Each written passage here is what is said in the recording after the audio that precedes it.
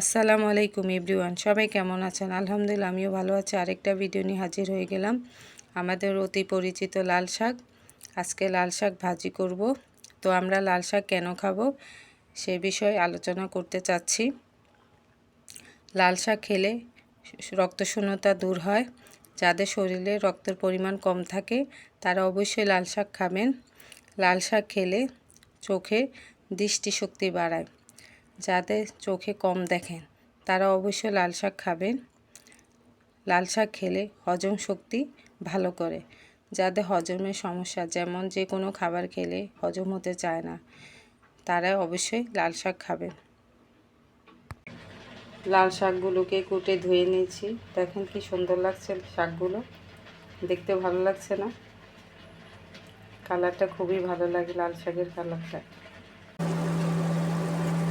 দেখেন। লাল শাকের কি সুন্দর কালার হয়েছে, কি সুন্দর কালার।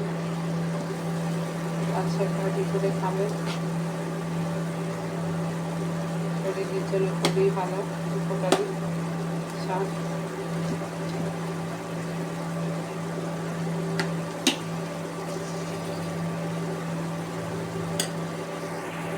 দেখতে খুব সুন্দর হয়েছে না? খেতেই আমি লাগবে। এরকম লাল শাক ভাজি করে খেয়ে দেখেন, খুবই ভালো লাগবে। আর এখানে হচ্ছে মুসুরির ডাল। আজ এখানেই রাখলাম, নেক্সট ভিডিওতে আপনাদের সাথে শেয়ার করব ইনশাআল্লাহ। আল্লাহ হাফেজ।